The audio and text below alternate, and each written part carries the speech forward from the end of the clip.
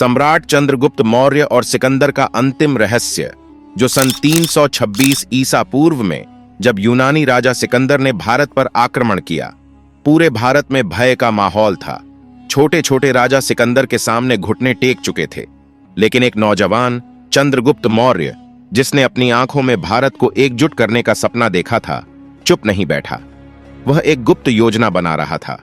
उसका मार्गदर्शन कर रहे थे चाणक्य, जो राजनीति और युद्ध नीति के अद्वितीय झांता थे। एक दिन चंद्रगुप्त ने चाणक्य से पूछा, आचार्य, सिकंदर इतना शक्तिशाली है, हम उसे कैसे हरा सकते हैं? चाणक्य मुस्कुराए और बोले, युद्ध तलवार से नहीं, बुद्धि से जीता जाता है। हमें पहले उसके सेनापतियों को तोड़ना होगा। सिकंदर की सेना विशाल थी, लेकिन वह भारत की जलवायु और भूगोल से अनजान थी। चाणक्य ने चंद्रगुप्त को एक गुप्त संदेश देने का आदेश दिया। यह संदेश सिकंदर के सेनापति सेल्यूकस को भेजा गया।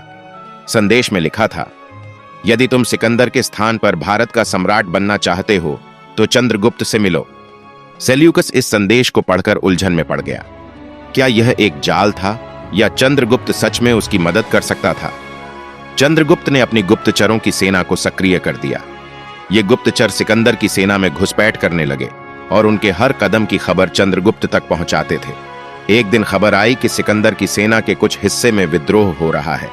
चंद्रगुप्त ने इस विद्रोह को और भड़काने का आदेश दिया। इसी दौरान सिकंदर ने चंद्रगुप्त के ठिकाने का पता लगा लिया। उसने अपने सेनापति को आदेश दिया, चंद्रगुप्त को जिंदा पकड़ो। लेकिन चंद्रगुप्त पहले ही वहां से गायब हो चुका था। सिकंदर का क्रोध 7वें आसमान पर था। चाणक्य ने चंद्रगुप्त से कहा, अब समय आ गया है, हमें सिकंदर की सेना को 2 हिस्सों में बांटना होगा। इसके लिए उन्होंने एक चाल चली। उन्होंने अफवाह फैलाई कि चंद्रगुप्त ने एक विशाल सेना इकट्ठा कर ली है और पहाड़ों में छिपा हुआ है। सिकंदर ने अपनी सेना के 2 भाग किए। एक भाग को चंद्रगुप्त का पीछा करने भेजा और दूसरा भाग अपने साथ रखा। यही चाणक्य की चाल थी। जैसे ही सेना बंटी, चंद्रगुप्त ने जंगल से हमला कर दिया। महायुद्ध हुआ। उसके 2 दिन बाद सिकंदर की सेना जंगल के पहाड़ियों पर कैंप लगाकर सो रही थी। उसी रात चंद्रगुप्त और उसकी सेना ने सिकंदर की टुकड़ी पर हमला कर दिया। उनके पास ज्यादा सैनिक नहीं थे, लेकिन उनकी रणनीति अद्वितीय थी। पहली रणनीति, उन्होंने जंगल का इस्तेमाल किया और छापा मार युद्ध किया। दूसरी रणनीति, उन्होंने दुश्मन की रसद आपूर्ति काट दी, जिससे सिकंदर की सेना कमजोर हो गई। अंत में सिकंदर ने चंद्रगुप्त से आमने सामने की लड़ाई के लिए चुनौती दी। चंद्रगुप्त ने यह चुनौती स्वीकार कर ली। एक बहुत भयानक रणभूमि में सिकंदर और चंद्रगुप्त के दोनों सेनाओं के बीच भयंकर युद्ध हुआ। चंद्रगुप्त के नेतृत्व और चाणक्य की रणनीतियों ने सिकंदर की सेना को कमजोर कर दिया। लेकिन तभी एक घातक मोड़ आया। चंद्रगुप्त को एक गुप्तचर ने खबर दी कि सिकंदर ने भारत छोड़ने का फैसला कर लिया है।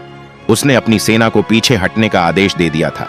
परंतु सवाल यह था, क्या सिकंदर ने चंद्रगुप्त की ताकत को पहचाना या यह चाणक्य की कोई और चाल थी? अंत, भारत का उदय सिकंदर के लौटने के बाद चंद्रगुप्त ने मगध के नंद वंश को हराकर मौर्य साम्राज्य की स्थापना की। यह साम्राज्य भारत का सबसे बड़ा साम्राज्य बना। लेकिन यह रहस्य अब भी बना रहा। क्या सिकंदर की वापसी चंद्रगुप्त की जीत थी या उन्होंने एक गुप्त संधि की थी? आपको क्या लगता है, जो जीता वही सिकंदर या जो सिकंदर को जीत लिया वही चंद्रगुप्त मौर्य? एक हिंदू राजा थे।